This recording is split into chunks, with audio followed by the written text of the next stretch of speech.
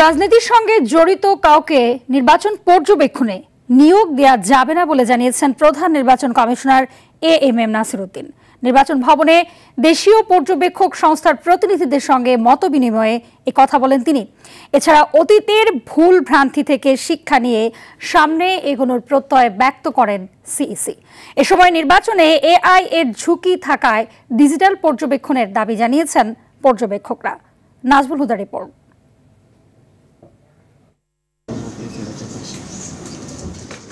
ত্রয়োদশ জাতীয় সংসদ নির্বাচন ঘিরে অংশীজনদের সঙ্গে চলমান আলোচনার অংশ হিসেবে দেশীয় বিভিন্ন পর্যবেক্ষক সংস্থার প্রতিনিধিদের সঙ্গে মত বিনিময় করে নির্বাচন কমিশন। মোট ৮১টি নিবন্ধিত পর্যবেক্ষক দলের মধ্যে দুপুরের আগে প্রথম ধাপে ৪০টি অংশ নেয় এতে। এ সময় পর্যবেক্ষকরা দায়িত্ব পালনের সময় নিরাপত্তা চেয়ে সুষ্ঠু ভোটের পরিবেশ দাবি করেন।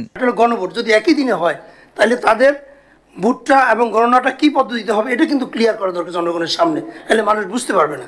অবজারভারদের সিকিউরিটিটা কিন্তু একটু এনশিওর করা প্রয়োজন। যারা অবজার্ভ করে এদিকে ঠিক মতো আসলে তাদেরকে প্রতিপক্ষ মনে করে অনেক সময়, সেই জন্য তাদের সিকিউরিটিটা গুরুত্বপূর্ণ। এতে নির্বাচন কমিশনার আবুল ফজল মোহাম্মদ সানাউল্লাহ বলেন, দেশের ইতিহাসে ২৬ সালে সবচেয়ে স্বচ্ছ নির্বাচন দিতে চায় ইসি। এতে কেউ ব্যত্যয় ঘটালে ন্যূনতম ছাড় দেওয়া হবে না। বাংলাদেশের ইতিহাসে সবচেয়ে স্বচ্ছ নির্বাচন হতে যাচ্ছে ২০২৬ সালে। নির্বাচন কমিশন স্বচ্ছ থাকবে, নির্বাচন কমিশনের চেনে যারা কাজ করবে তারা স্বচ্ছ থাকবে। সুতরাং আপনাদের কাজ করার প্রথম ক্ষেত্রটাই থাকবে অত্যন্ত স্বচ্ছ। এ সময় পর্যবেক্ষকদের সহযোগিতা প্রত্যাশা করে সিইসি বলেন, সংশ্লিষ্টরা সঠিক দায়িত্ব পালন না করলে নির্বাচন সুষ্ঠু হবে না। যদি কোনোখান থেকে একটা রিপোর্ট আসে যে আপনার ইলেকশন অবজারভার এটা রাজনৈতিক দলের পক্ষ হয়ে কাজ করছে, এখানে ইনফ্লুয়েন্স করছে, তাহলে কিন্তু great damage done to your reputation.